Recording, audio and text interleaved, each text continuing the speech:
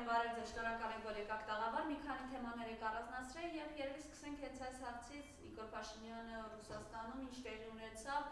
կոնկրետ հստակ դիտարկումները Ռուսաստանի նախագահի, իհարկե նաեւ այլ բարձրաստիճան պաշտոնյաների կողմից այս ամենի հետ կապված ձեր տեսակետը։ Ասում են ըստ էության այնտեղ,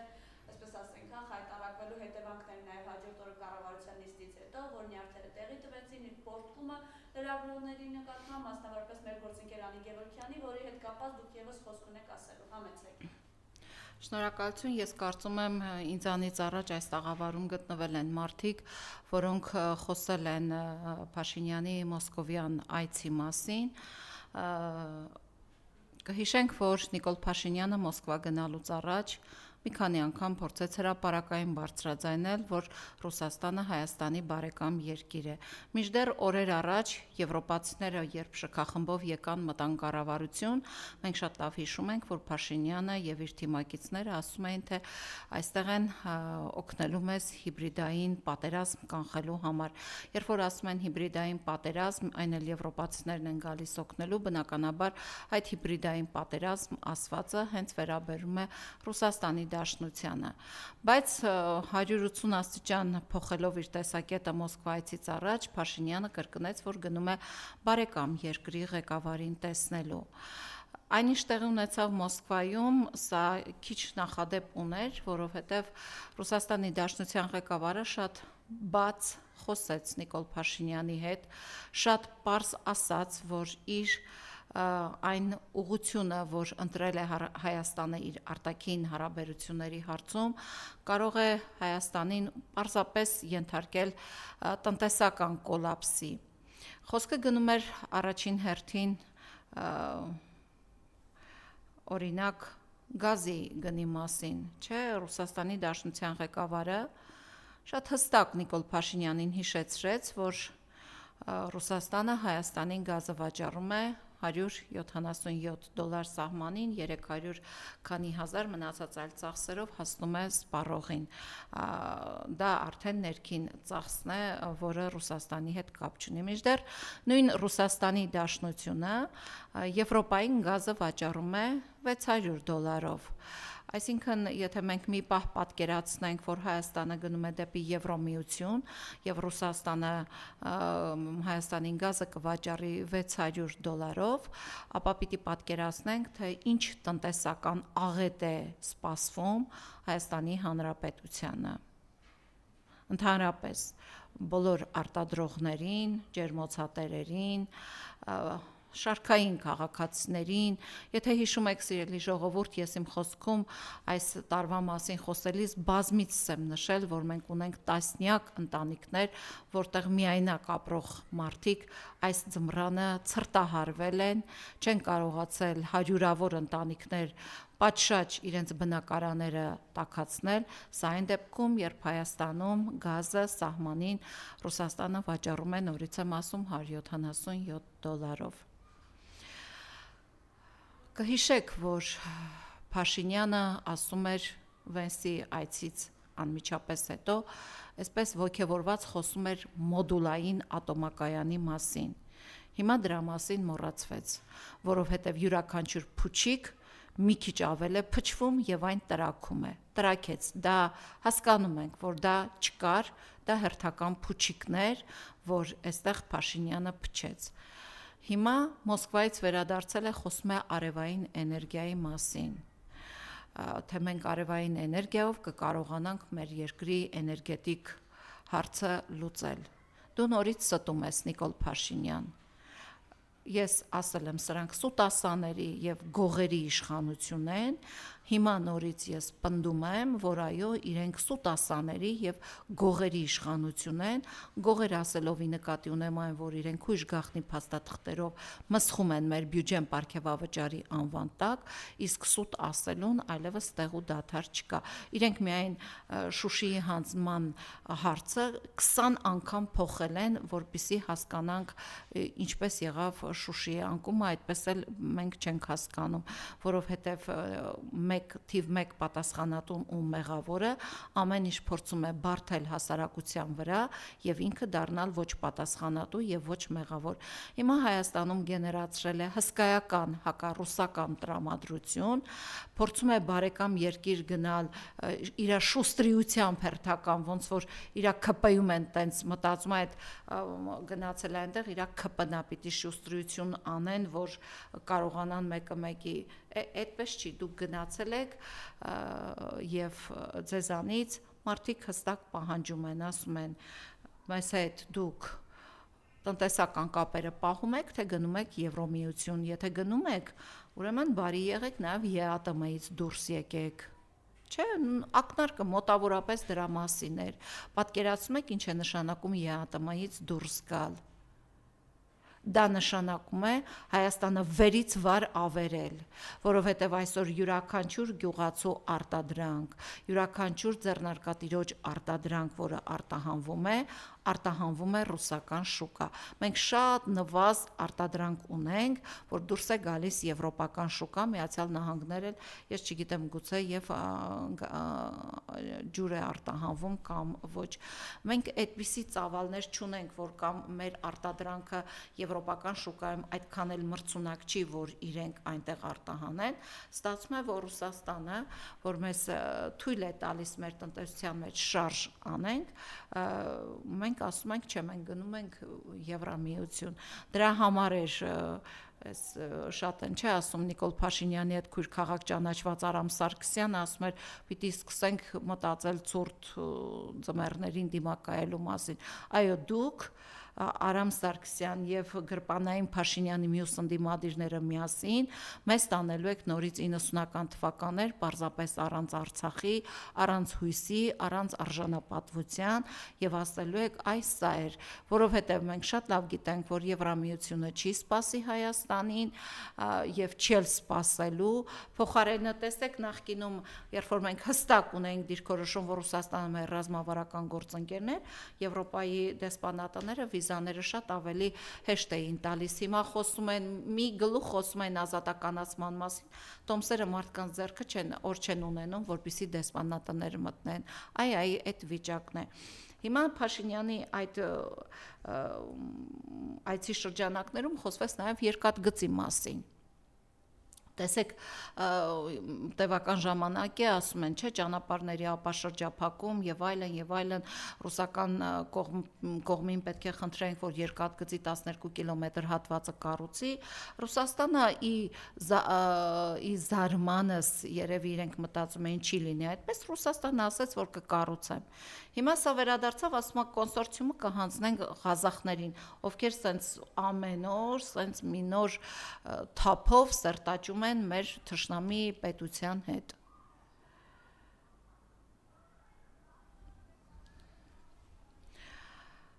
Ինչ էր ասում էր, դեռ մի տարին չի լրացել, չէ, ամիսներ առաջ էր, թրիփ, ապաշրջափակում, խաղաղություն, չգիտես, մի այսպես բան դիֆերաններ ձոնելով, որ իրենք խաղաղասեր են, մեկին էլ Նոբելյան մրցանակի են փորձում ներկայացնել, հիմա ինչ ունենք նորից նույն Փաշինյանի փչած ու արդեն տրակած փուչիկը, որովհետև այսօր այն ինչ կատարվում է տարածաշրջանում, դա միանգամից հոդս ցնդեցրեց Հայաստանի ապաշրջափակման հարցը։ Հոդս ցնդեց թրիփի ճանապարհը, որտեղ չկա թրիփի ճանապարհ, այնտեղ չկա նաև խաղաղություն։ Այդ դրա համար Իլհամ Ալիևը ասում էր, ես չեմ կարող ասել այդ խաղաղությունը 6 ամիս կտևի, թե չտևի։ Հիմա Նիկոլ Փաշինյան, դու դռնեդուռ ընկած, այն բրոշը ձեռքերիդ ափի մեջ պահած, գնում ես դեսուդեն, թե խաղաղություն են բերել, թե խաղաղություն են բերել, որտեղ է քո բերած խաղաղությունը։ Ուր է թրիփը։ Դու Նիկոլ Փաշինյան 8 տարի իշխանության ես, դու չկարողացար հյուսիս-հարավի Արգավանդից մինչև Սիլիկյան թաղամաս կապող այդ 3-4 կիլոմետրանոց հատվածը ավարտին հասցնես։ Դու խաղաղություն բերող ես։ 8 տարի դու ղեկավարում ես մի երկիր, որը գերակա ծրագիր էր հյուսիս-հարավ ճանապարհը, միտեղ մի քիչ թունել էին փորել, գնացին մի ՀՇՔ խմբով մտան, այս սա արդեն գործ է։ Ես ձեզ ասում եմ, Նիկոլ Փաշինյան, հրավիրում եմ քեզ, քո այդ 200 հոգանոց խմբակի հետ, Արգավանդից մինչև Սիլիկյան թաղամաս, եւ դու կտեսնես, որ դու այդ 3-4 կիլոմետրանոց հատվածը չես կարողացել խելքի բերես։ Դու չկարողացար դա կարգավորել։ Հարևան երկրները տես ինչեր են անում, դու ինչ ես անում։ Փուչիկ փչել տրակացնելով, այս իշխանությունը, սիրելի ժողովուրդ, այս օրերին ձեզ ամենամեծ ստերը ասելով, ամենամեծ, ամենակեղծ խոստումները տալով, գալու է հունիսի 7-ին։ Բայց ես գիտեմ, որ դուք արժանապատիվ մարդիկ եք, դուք մտածելու կարող մարդիկ եք, եւ հունիսի 7-ին ասել եմ ու կրկնում եմ մի քվյաթերթիկ կա, որը պիտի աղբար կղնետեք։ Հիմա ես խոսում եմ փուչիկ փչելու մասին, ասեմ ձեզ հերթական փուչիկը, քիչ առաջ ես հիմա Էջմիածին քաղաքից եմ գալիս, որտեղ այսօր նաև այցելել էր Նիկոլ Փաշինյանը, պատահաբար հարցրեցի մարդկանց, որտեղից է տաքսին գալիս դեպի Երևան, խոսում ենք եւ ինչ պարզվեց։ Այսօր Նիկոլ Փաշինյանը, որ գնացել է իբրև մեծ շքախմբով Էջմիածնում, մանկապարտեզի գլխին էլ դիպուկահարներ կանգնեցնելով գնացել է իբր Էջմիածնում, մանկապարտեզ է բացում, պարզվում է այդ մանկապարտեզը նախ բացել էր Արգիշտի Մեխակյանը իր քարոզարշավի ընթացքում, քարոզարշավից առաջ թե տեսեք մենք ԿՊ մանկապարտեզ է բացում, հիմա մի հատ էլ բացում է Նիկոլ Փաշինյանը իր քարոզարշավից առաջ։ Էջում էլ գրել է 500 այսպես 1-1 էլ իբրև թե իրենք 500 դպրոցում մանկապարտեզ են կառուցել։ Հերթական փուչիկը Նիկոլ Փաշինյան, գնացեք Գեղարքունիքի մարզ Լեռնահովիտ գյուղ։ 5 տարի առաջ քանդեցիք գյուղի 100-ամյա դպրոցը, այդ երեխաներին ցակ ու ցրիվ արեցիք, այնտեղ մի փոքրիկ դոմիկ կա, այդ դոմիկում այդ երեխաները 5 տարի 21-րդ դարում Նիկոլ Փաշինյան, ուշադիր թող լսի Փաշինյանը եւ իր իշխանությունը 21-րդ դարում դուք 5 տարի երեխաներին լցրել եք դոմիկում դաս անեն ու դուք 100 հոգանոց երեխայի համար դպրոց չկարողացաք կառուցել։ Մեկ կառուցեցին, հայտնաբերեցին խոշոր կոռուպցիա այդ դպրոցի մեջ, 100 հոգանոց դպրոցի մեջ դուք խոշոր փողեր եք լվացել։ Ձեր տենդեր շահացները, ձեր մոտիկ հերու բարեկամ ընկերները, որոնք տենդերներ են շահում, խոշոր փողեր էին լվացել։ Հետո եկավ իբրև կարգավորվեց իմ բազմաթիվ, այսպես ահազանգերից հետո նորից ինձ զանգահարեցին Լեռնահովտից, շնորհակալություն հայտնեցին, ասացին ոնց որ դպրոցի աշխատանքները նորից վերսկսել են։ 2 օր առաջ եմ խոսել Լեռնահովտի բնակչի հետ, հարցնելու համար ինչ կա դպրոցից։ Ասացին, որ բնակչության 45 հոգանոց 45 ընտանիք ունեցող գյուղից արդեն 22-ը արտագաղթել է, մնացել է այնտեղ 23 թե քանի 23 ընտանիք եւ նրանք էլ են պատրաստվում դուրս գալ, որովհետեւ 5 տարվա ընթացքում Փաշինյան քո իշխանությունը չկարողացավ 100 երեխայի համար դպրոց կառուցել, բայց դու դա ես վստահ եմ քո 500 կառուցած դպրոցների ցանկում է։ Ես առավել քան վստահ եմ, եթե այդպես չէ, խնդրում եմ հրապարակեք, որ դպրոցում մանկապարտեզներն եք դուք կառուցել, ավարտին հասցրել ու երեխաները այսօր մտնում են այդ դպրոց կամ մանկապարտեզ, հրապարակեք այդ 500-ը։ Դուք դպրոց փակող, մանկապարտեզ փակող, գյուղեր դատարկող մարդիկ եք։ Ես այսօր Էջմիածնում լսում եմ, որ մարդիկ այո ասում են, մենք համաձայն չենք քո հետ, դու որտեղ փակում ես մեր դպրոցը, այնտեղ մեր երեխաները, մեր բնակիչները թողնում լքում են գյուղը։ Դու հիմա բերել ես ասում ես մարդիկ Քեմբրիջ են գնում սովորում, չգիտես ինչ։ Լավ է այդ գյուղի ճանապարհներն էլ Քեմբրիջի, որտեղ որ գտնվում է Քեմբրիջի այդ պետության ճանապարհների հետ էլ չես համեմատում։ Մարդկանց աշխատավարձնել այնտեղի աշխատավարձերի հետ չես համեմատում։ Սա ինչ խայտարակություն է։ Հիմա էլ ադրբեջանցիներին այստեղ բերել տեղավորելու անվան տակ գյուղեր եք դատարկում։ Թե իբր դպրոցներ ենք օպտիմալացնում։ Դուք թողեք թող գյուղերում դպրոցները մնան, գյուղերը զարգանան, ոչ թե գյուղերից դպրոցները փակեք, գյուղերը դատարկեք։ Այդպիսի մի ահազանգեր նաև Սյունիքի մարզի Խոզնավար համայնքից, այդպիսի ահազանգեր Շիրակի մարզից։ Ամեն տեղից մարդիկ ահազանգում են, որ Նիկոլ Փաշինյան դու գյուղերը դատարկում ես, որովհետև որտեղ չկա դպրոց, այնտեղ գյուղի բնակիչը չի կարող մնալ։ Այնտեղ կարող են մնալ թոշակառու մարդիկ առնվազն, որոնք իրենց թոշակը կստանան, իրենց տնից դուրս չեն գա։ Լավա չես ասում, դրանք դժգույն դժբախտ գյուղեր են, մեր ինչին են պետք։ Թեպետ հենց դրա անվան տակել դպրոցները փակում ես։ Խոսում էի ես Մոսկովյան այցից, հարգելի ժողովուրդ, նաև անդրադարձա սրան, այո, Մոսկվայից դուք ճիշտ նկատեցիք, հարգելի Մարիամ, Նիկոլ Փաշինյանը եկավ Հայաստան եւ իր այդ ամբողջ այն ինչ չէր կարողացել ասել դրսում, եկավ եւ այդ իր ամբողջ այդ բանը դատարկել ներսի մաղձը դատարկել այստեղ այն մարդկանց վրա, որոնց թվում է թե Նիկոլ Փաշինյանը իրեն ես օրինակ ինձ համար անհասկանալի էր իր երկրի վարչապետի պահվածքը, երբ որ լրագրողը իրեն շատ կոնկրետ հարց է տալիս, ասում է. ես այս գործերով տուժող եմ ճանաչվել եւ որևէ մեկը չկա դրա համար պատասխանատվություն կրող։ Դու ձայնդ բարձրացնում ես, այն լավ էին ասում, ընկճախտի մեջ եք միանգամից հայտնվում։ Ինչ է նշանակում ասել, որ ես ուղղակի չեմ կարողանում հասկանամ, եթե անկեղծ այսօր ես նկատեցի, որ նաև միջազգային լրատվամիջոցներն էին անդրադարձել երեք Հայաստանի վարչապետի աթոռը զբաղեցնող անձի ոչ adekvat պահվածքին, այո, նաև նկատել էին, որ դա կապված է Մոսկովյան իր այցի հետ, որովհետև Փաշինյանը այնտեղից եկել է խորը մտահոգություններով, բավոր հանկարծ, օրինակ, Ռուսաստանը իսկապես որոշում կայացնի, հենց վաղվանից Հայաստանի համար գազը դարձնի այն գնով, ինչը եվրոպական երկրների համար է։ Հիմա էլի վերընկած այդ մի երկու կոպեկ գրանտ ստացողները էլի կսկսեն ասել ռսամետը, չգիտես ինչը, ոչ, ես հայամետ եմ։ Եվ ես ուզում եմ, որ իմ երկիրը, իմ ժողովրդին, իմ պետությանը չտանի, իմ երկիրը ղեկավարողը չտանի կործանման։ Եթե այսօր Հայաստանը տնտեսապես կախված է բացառապես Ռուսաստանից,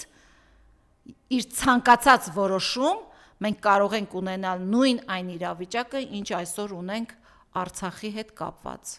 Մենք նույն այդ իրավիճակի մեջ ենք հայտնվելու։ Եվ գալ այստեղ մատ թափ տալ լրագրողի վրա, ասել հեսա դուրս կհանենք, հետո չգիտես ինչ։ Բա որ ձեզ ասում են ձեր թիմակիցները ալկոհոլ օգտագործած գալիս հարձակվում են։ Մի հատ հետաքննություն արեք, տեսեք որոնք են այդ ալկոհոլ։ Ասեմ ձեզ, Նիկոլ Փաշինյան, ես ձեզ հուշում եմ ով է ալկոհոլ օգտագործած այդ ձեր թիմակիցը եկեղեցու վրա, Գևորգյան անիի վրա հարձակվող թիմակիցներից մեկը, գոնե ձեզ հավատացողներից մեկը, եթե ոչ թիմակից, ձեր կողքին կանգնածներից մեկը, որին դուք բոլորովին վերջերս Ավանեսյան Անահիտին ծաղկեփունջ նվիրելու համար ջենթլմեն անվանեցիք։ Այդ մարդը որտեղ դուք կաք, ամենտեղ կա։ Հովանավանքում կա, Մայր տաճարում կա, Սևանում կա, Մարտունիում կա, որտեղ պետք է դուք լինեք, ինքը գա, այսպես ծնկի իջնի ձեր առաջ, ինքը կա այդ նույն տեղում։ Եվ ընդհանրապես երեք լրագրող Անի Գևորգյան, շնորհակալ եմ քեզ հրապարակային դարձնելու, թե ովքեր են հասարակության ինչ զանգվածն է այսօր սատարում Նիկոլ Փաշինյանին, շնորհակալ եմ, որ այդ նյութերի որոշակի մաս դուք հրապարակել էիք եւ եթե Նիկոլ Փաշինյան այդ զանգվածով ես դու ուզում գալ խափելով մեզ տանել կործանման, այդ զանգվածը ես կարծում եմ պետք է ընդհանուր առմամբ լայն հասարակության հետ, հայ ազգի հետ շատ քիչ կապ ունենա առնվազն։ Եվ ես ուզում եմ անդրադառնալ վաղուց թերևս մի քանի անգամ ասել եմ, որ այս իշխանությունը դուք որևէ անգամ ներողություն չխնդրեցիք Եռաբլուրում պարկած տղաներից։ Դուք չեք կարող, Փաշինյանական իշխանության մասին է խոսքս, դուք չեք կարող այսօր հանդուրժել այն տղաներին, որոնք վաղը պետք է մեր երկրի սահմանները պահեն։ Հիմա սիրելի ժողովուրդ, ուզում եմ անդրադառնալ Աննա եկեղեցու այդ դեպքին, ինչու համար եմ սա ասում, որովհետև դեպքի առնչությամբ Դավիթին, որը այս պահին շատ ծանր վիճակով, այդպես պատգարակով տեղափոխեցին քիչ առաջ Նաիրի բժշկական կենտրոնին, մեղադրանք է առաջադրվել պաշտոնյա անձի քաղաքական գործունեությունը միջամտելու հոդվածով։ Երկու մեղադրանք է, որից մեկը դա է։ Հիմա ուղիղ հարց եմ տալիս ձեզ, ՔՊ-ական իշխանություն, Ալեն Սիմոնյան, Նիկոլ Փաշինյան, եկեղեցում ինչ քաղաքական գործունեություն եք դուք ծավալում, ով է ձեզ թույլ տվել,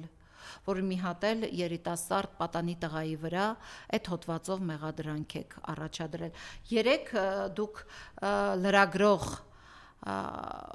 լրագրողին, նաև Հայկ կնոջը, մորը ասում եք, որ պարկել եք, որ ՊՊՑ-ի տղերքը գանձեր վրով անցնեն։ Հիմա ձեզ հարց եմ տալիս, ինչ եք գնացել ընկել հավատավոր ժողովրդի ոտքերի տակ, ինչի համար։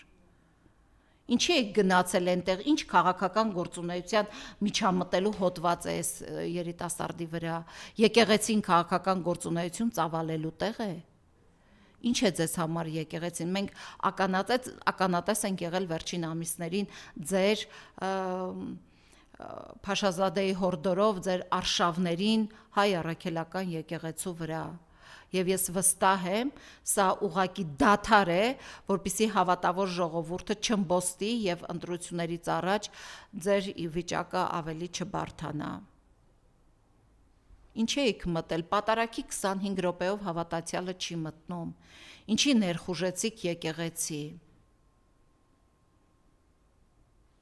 Այն օրը Ալեն Սիմոնյանը ասում էր ինձ սադրեցին, հիմա ես ձեզ հարցնում եմ, ինչու եք սադրում հավատավոր ժողովրդին, ինչու մտաք և սադրեցիք մարդկանց։ Կամ այդ ինչպես է եղել, որ մի հայոյողին տնային կալանք են տալիս, Ալեն Սիմոնյանը շվշվացնելով, տրժտժացնելով ֆրֆռում է։ Այդ ինչպես է լինում, որ Նիկոլ Փաշինյանի պահպանության աշխատողը հարվածում է, անպատիժ է մնում, բայց այդ տղան, որ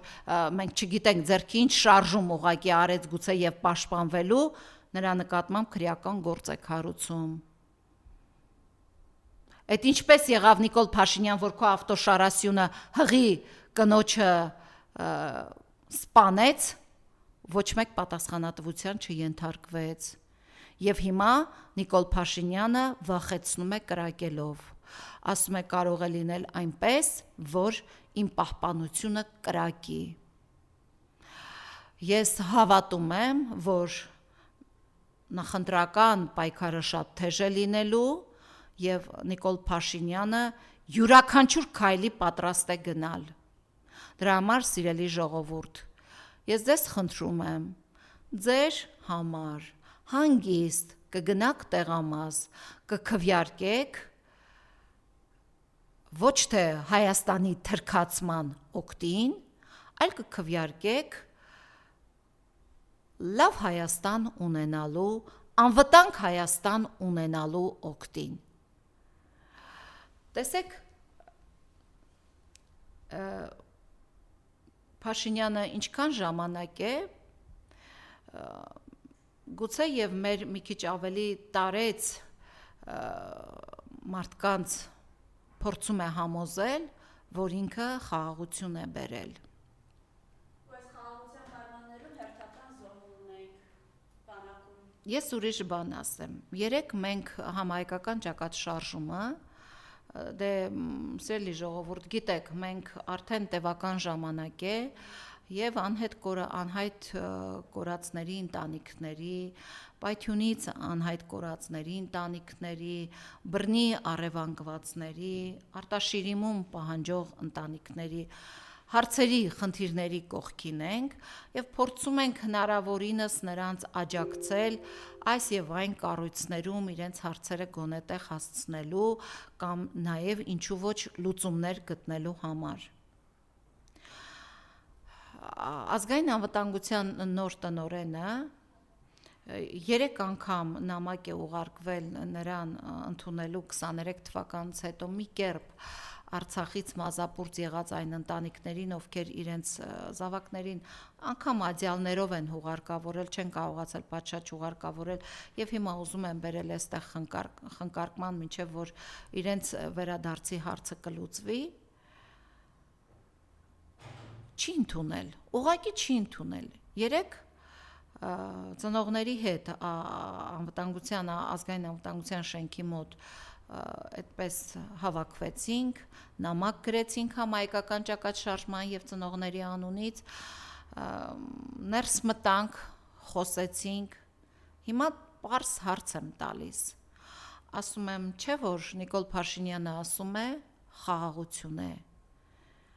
ինչ խաղաղություն է, որ մենք չենք կարողանում արտաշիրիմում անել, ինչ խաղաղություն է, որովհետև Նիկոլ Փաշինյան, դու բոլոր ցավոտ հարցերում խաբել եք հայ ժողովրդին, այս իշխանությունը կլինի դրանք մարդկային ցավի, կորստի, տնտեսության, զարգացման, երկիր լինել չլինելու հարցեր, այս իշխանությունը խաբել եւ շարունակում է խաբել մեզ։ Դե խաղաղություն է, Ալեն Սիմոնյան ծափ է իր տալիս մարդկանց դեմքին, ասում եմ գնացեք Նիկոլ Փաշինյանի հետ, կազմակերպեք արտաշիրիմման հարցը, գնացեք կազմակերպեք բերեք, դուք ինքներդ գիտեք, որ դուք չեք անի, որովհետև դուք խաղաղություն չեք բերել, դուք ուղղակի խաբում եք, ես քիչ առաջ ասացի, տարածաշրջանի իրադարձություններով պայմանավորված, Ամերիկա-Իսրայելյան եւ Իրանի հետ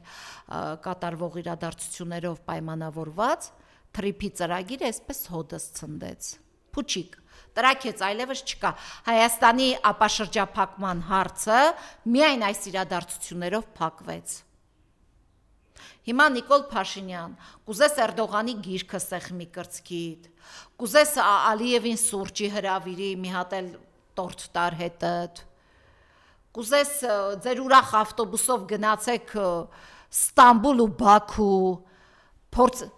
վերջացավ։ Այդ դրա համար Ալիևը օրեր առաջ ասաց, որ ինքը չի ճանաչում Հայաստանի տարածքային ամբողջականությունը, բայց ձեզ ասում է խելոք կփոխեք ձեր սահմանադրությունը, խելոք ինչ ասենք կանեք եւ հիմա էլ եկել եք ու ասում եք մենք եկել ենք, որպիսի դուք սուտասաների եւ գողերի իշխանություն եք, ձեր ստերից մեկը ես այսօր ասացի, երկուսը ասացի, երեքն էլ, չորսն էլ ամեն օր սոցիալական տարբեր հարթակներում մենք տեսնում ու լսում ենք։ Ձեզ որ մի բան ասում ենք, ասում եք ով, ես տենց բան եմ ասել, երբ եմ ասել, կամ էլ ասում եք այն ժամանակ ուրիշ ձև էինք մտածում, հիմա ուրիշ ձև ենք մտածում, բա որ դուք վաղն էլ հանկարծ մտածեք, որ պիտի մեզ բռնեք ու ցեղասպանեք։ Ասեք այ այսօր էլ սենց ենք մտածում, հո մենք ձեր ձեռքը կրակ չենք ընկել, լավ։ Ես հասկանում եմ, սիրելի ժողովուրդ, դուք եք լավ հասկանում, որ այս իշխանությունը գիտակցում է իր աթոռի օրերը հաշված են։ Ուղղակի գիտակցում է։ Այդ շրջիկ մի քանի հոգին, որ այսպես ման են տալիս իրենց այդ, մեկը գալիս է գաթայա տալիս, մեկը երեխային ասում է գնա պապային կարոտել ես գնա համբուրի, մեկը ասում է իմ աղջկա մայրանալու հարցը լուծի, մեկը հայրանալու հարցը, մեկը չգիտես ինչը, մենք հասկանում ենք, երկրում եթե լիներ իշխանություն, մարդիկ այսօր ոչ թե կդիմեին նմանատիպ հարցերով կամ հողի սեփականացման կամ խաղահրապարակի կամ ջրի ճլճլալու հարցով կամ չգիտես ինչ հարցերով, մարդիկ կգնային եւ կասեին Նիկոլ Փաշինյան, մենք ուզում ենք անվտանգություն, զարգացում, տնտեսություն, հզորացում։ Եթե ձեզ այս հարցերով չեն դիմում, ուրեմն դուք ժեկի աշխատող եք։ Ձեզ դիմում են համապատասխան հարցերով։ Դրա համար Հայաստանը պետք է հունիսի 7-ից հետո ղեկավարի այն մարդը, որի առաջնահերթ խնդիրը կլինի Հայաստանի սահմանների անվտանգության հարցը։ Որևէ երկրում, որտեղ չկա անվտանգության խնդիր, այդ երկրում չի կարող լինել որևէ զարգացում։ Սոցիալ-տնտեսական որևէ զարգացման մասին խոսելը միֆ է։ Դրա համար մենք չենք տեսնում որևէ օտարերկրյա ներդրում Հայաստանի Հանրապետությունում։ Դուք Մերձավանում բացում եք հեռուստացույցների արտադրամաս, նոյեմբերյանում ձեռնոցների Հələ գնացեք տեսեք ձեր բացածը ինչի է վերածվել։ Լենտ եք կտրում գնում եք այսպես։ Դուք մի իշխանություն եք, որ մի մանկապարտեզի բացումը 2 անգամ եք անում։ Մի հատ էլ հունիսի 1-ին Նիկոլ Փաշինյան հուշում եմ, ծննդյանը տորնա կգնաս մի հատ էլ կբացես այդ մանկապարտեզը։ Ինչ ա եղել ձեզ։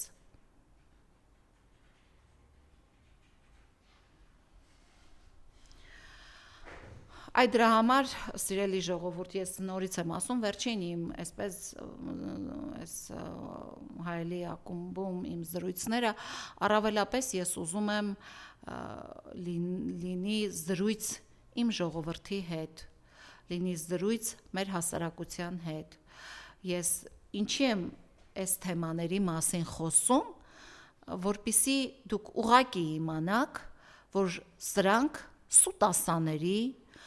մեր պետական բյուջեն թալանողների, գողացողների իշխանություն են։ Երկիրը փոքրացնողների, ջերմուկի գլխին թուրքին նստացնողների, մեր 5000 տղայի գլուխը կերածների, Արցախը հանձնածների իշխանություն են։ Եվ հունիսի 7-ը պետք է լինի մեր անվտանգության ու արժանապատվության օրը։ Եթե մենք դա չենք կերտում, ուրեմն, ինչպես կասեր Նիկոլ Փաշինյանը, նորից է մեզ ասելու, դուք եք ինձ ընտրել, դուք էլ ինձ արժանի եք, ես էլ ձեզ, որպեսզի Նիկոլ Փաշինյանը այդ հավասարությունը չդնի մեր եւ իր իշխանության միջև, ուրեմն հունիսի 7-ին գնում ենք ընտրատեղամաս եւ մի քվյաթերթիկ կա, միասին նետում ենք ներքևի քվյախցի մեջ դրված աղբարկղի մեջ։ Շնորհակալ եմ, եթե հարցեր ունեք, կարող եք ինձ ուղղել։